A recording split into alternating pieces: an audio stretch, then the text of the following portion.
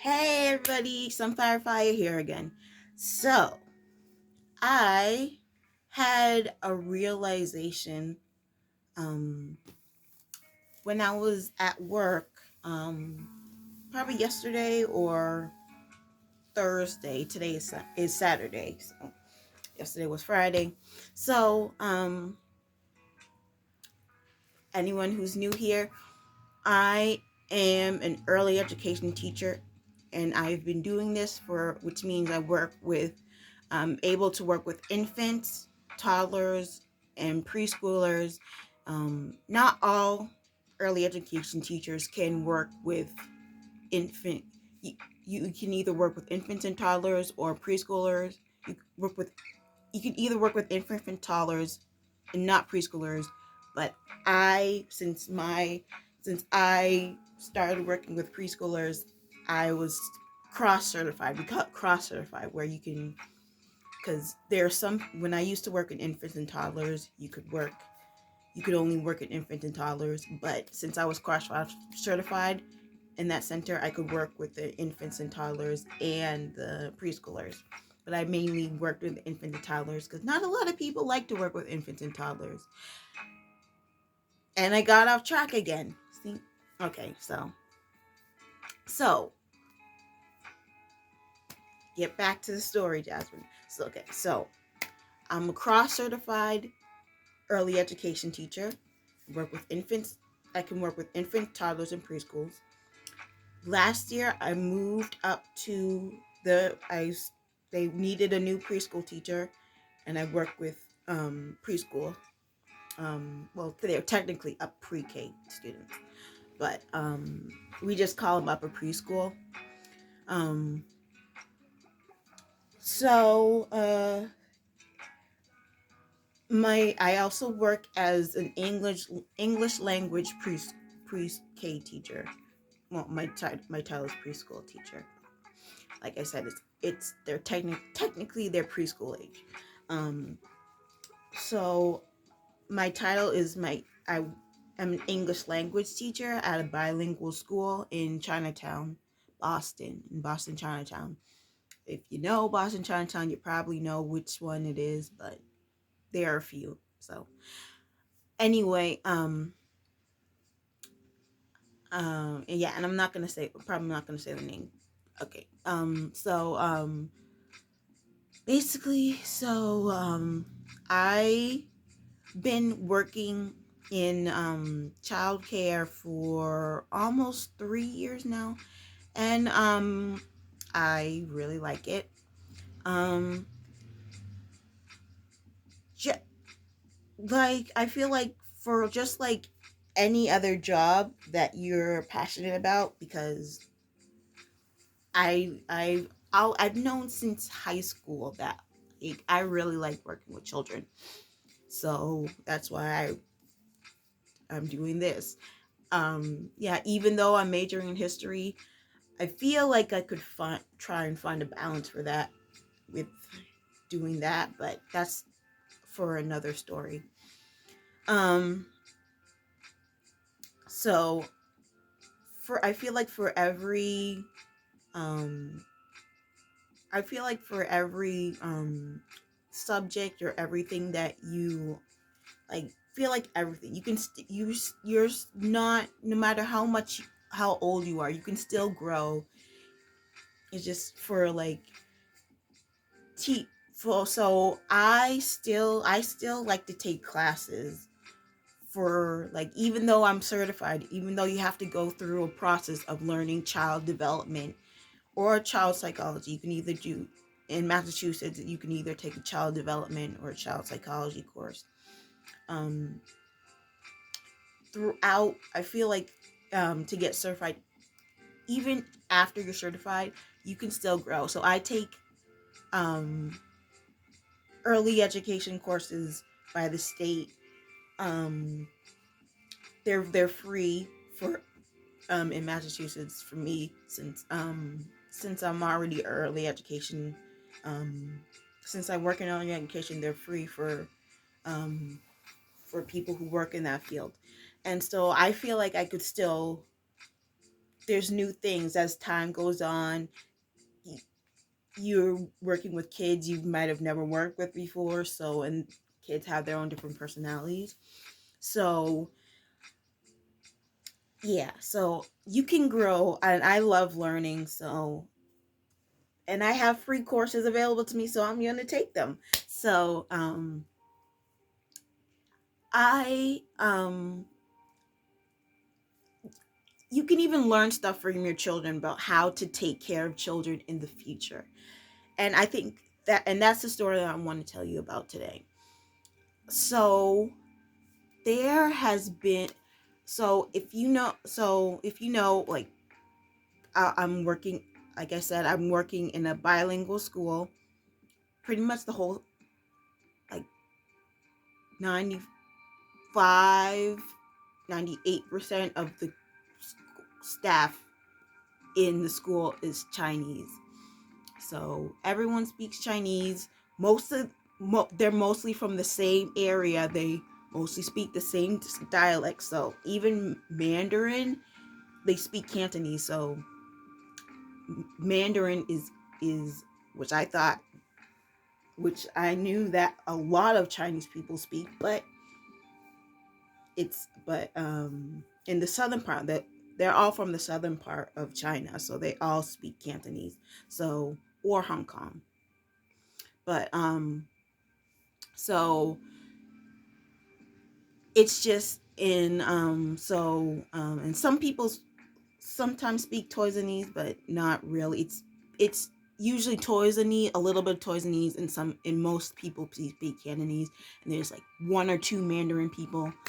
But there's, what, I think I can count like how many people, like 4 or 5 people, including me, who speak English, who are not Chinese. Those are not including the ones who are born here, who are Chinese, who can speak both. So my kids, all Chinese. Most of them were born here, so most of them know how to speak, go back and forth and speak. There's a Chinese. I also have a Chinese speaker in there, so they can speak Chinese to. They know when to speak Chinese to her, and they know when to speak English to me. Although I can speak a little bit of Mandarin, but that's neither here nor there. But so, but I have, what's different is that when I was working in the toddler classroom in this one, they're those kids just only spoke English, because but they still understood, they still understood Chinese because their parents spoke Chinese to them. But the thing is different is that I have like a few of my kids are actually from China. So like 3 and 4 years old, and they're from China. So they only speak Chinese. So they're learning English while I'm learning their personality. So they can only physically use their tongue, their language, to communicate with the Chinese speaker teacher. But I'm the lead teacher in this. I'm the lead teacher in this scenario. So I mean, in the situation. So the thing is, I feel like I had these two specific girls. They're One just turned 4, I think, a few months ago, and then there's the girl who, she's 3. She just came from the lower preschool, so she is so they, like, I think like few weeks after the youngest girl came in, they've been to like this. So they have gotten like really, they're a lot of work. They've been a lot of work. So they just don't listen, and they like to do what they want. They're just those little kids where you're just like, oh, why don't you listen? Stop doing that. Um, so to the point where the oldest child, I've just always had to tell her, stop doing that, stop doing that, stop doing that. And then a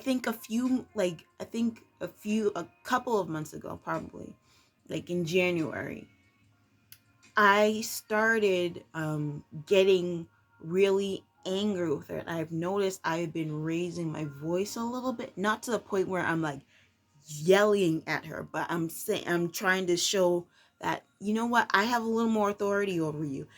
I'm to the point where I'm getting frustrated with her every time I'm talking to her.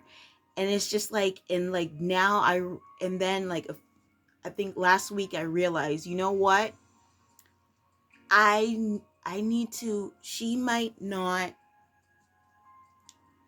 sometimes I do talk to her in Chinese and she does understand me. Sometimes I talk in English, but then I always have to say, I always tell her Ming ba le ma in Chinese. That means, do you understand? Or do you understand me? And she says, yeah. She nods her head. I've heard her, I try to encourage her to speak more English. And or like just repeat after me these words in the sentence, just to get her, so she is forming her English language, so that's good. And so I also have a kid with ADHD who I have to work with. So, and he obviously he has anxiety. He has a lot of anxiety. And so he doesn't he's all over the place. So I have to sometimes, like with ADHD people, you have to, like, if he's doing everything all at once. So sometimes I just have to, when he's running around, I have to catch him and just put my hand on his back or put my hand on his chest and be like, what I need you to do right now, and then look straight into his eyes. What I need you to do right now is to do this in a calm voice, and then do that. Okay? Let's first start on that. And so sometimes that's what can get him to finally understand that what he needs to do. So, like a week ago, I realized, you know what? I think I have to do this with her, because she's never really been that close to me. I mean, the other Chinese kids have been that close to me, been a little bit closer to me, but she never really wants to, like, her mom, like, for a long time, her mom has always been encouraging her just to wave goodbye to me whenever she leaves, and she never wants to do it. But like just a few months ago now, she's doing it. This time around, like last week, I realized, you know what? I think I need to just sit her down and like speak calmly to her and have her looking at me and saying stuff like this. So now, and also with the younger child too, the younger child that just came in, I'm doing that with her. And so since they're like this and they love playing together, I did that with the youngest child. And so now the oldest child that's playing with her is seeing that, you know what? My friend likes her. So maybe I can deal with her now. So maybe I can listen to her now. I don't, like, again, this is her just for 2 days. This oldest child that I've been working with since I started working at the upper preschool. And I think I've been working for 8 months, and this new kid just came in like in January, I think. So I've been working with her, the oldest child. So she's not really doing well with her ABCs, 1, 2, 3s, everything like that. Like, I mean, some of the primarily Chinese kids, they're doing better with writing with ABCs and everything, but she's still struggling to do it. Um, but and now I'm working. She's doing better at writing her name. I'm being more one on one with her sometimes because I remember one time I helped her like this week. I helped her draw her name, or I think it was the week before that. I helped her write her name because I think the only thing she knew how to do was draw a Y, and it was basically it wasn't really a legible Y because her name starts with a Y. So it was kind of like a weird Y type of thing, but I knew it was her, obviously. So right. So at that point, when I helped her write her name, I helped her. I wrote her name down, and then she copied it, and so I think she's understanding. And then I showed it to our mom because I was just so proud of her. I was like, you finally know how to write your name, and it's just like that's the reason why I still stay in this field, because I just love those moments. Are just you're just working so hard for them to get it, and then one day after all this time they finally get it, and you're just like, oh my gosh, this is amazing. I'm just so proud of my kids, and I love to talk about them no matter what. I mean, I can talk my ear off about them because they're just so adorable, and they're just so nice, and they're just so funny. And um so a lot of them look to me like, am I doing this right? Am I doing this? I'm like, yes, you're doing this right. And like, we're all different people, so we can express ourselves the way we want to, okay? So no one can do any wrong. We're all learning. We're all in school. We're all learning. So but yeah, I'm just happy that they get to succeed. She's the oldest Chinese child that I'm teaching. She's finally succeeding. And it's it's really nice cuz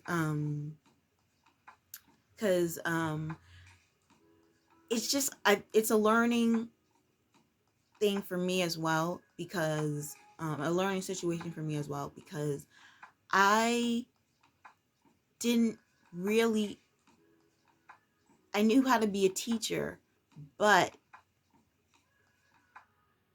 I didn't know how to be her teacher. Um I didn't know how to work I mean, I have other like I said, I have other children who a couple of other children who don't know how to speak any English, who aren't that good at speaking English. They do copy their friends sometimes, but that's pretty much it when their other friends are speaking English. But that's it. But she's not really doing that. And she like all her friends, the oldest child, all her friends are basically, she stays in the group of the Chinese speaker. She doesn't really play with anyone else. And I don't think the other the ones who speak English understand her, because she's scared of them because they speak English and they don't really want to play with her at the same time. But I think sometimes she follows them around, and they are just like, they keep telling me that, oh, she keeps following me. Why does she keep following me? It's like, I'm like, maybe she wants to play with you. And so now I'm realizing maybe she just wanted me to find a way to open up to her so she could understand how to learn the way I wanted her to learn, and not just lose my cool with her. And I have to realize that, because I try not to lose cool with my kid who has ADHD, because I kind of thought he had ADHD a long time ago, but now after a conference, me and his parents are figuring out, you know what, maybe he does have ADHD. So But like I never really, but so I would have patience for him, but I never really had patience for her. So, um, yeah, I sometimes I forget I can't be a teacher, the same type of teacher. Sometimes I need to approach teaching styles differently.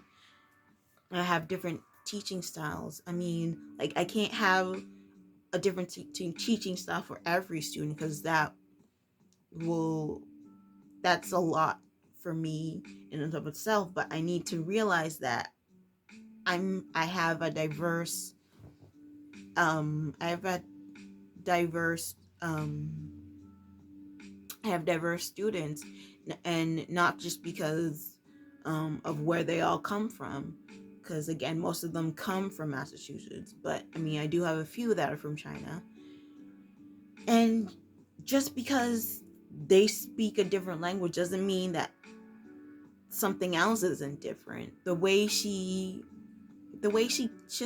carries herself, her personality, she, like, outside of her Chinese friend, she's just very quiet, and she doesn't, I don't want to say she doesn't know what's going on, but she um she is she I don't think she's unaware, but I feel like she knows that I'm not in my comfort zone anymore, and she just doesn't she doesn't want to do anything else. But like I have to try to accommodate my students, just like I need to respect my students just like they need to respect me. And I mean, I know I'm gonna lose my patience. I'm probably gonna lose my patience at one point because I am human. We just have to know that, like, teachers are human. We can't, but like just saying no or just saying stop doing that. That's not good. I don't like that. Is not always a solution. That they're not going to always heed that because they don't know why they should stop doing that. Um, and yeah, I think that's all for today. Um, bye.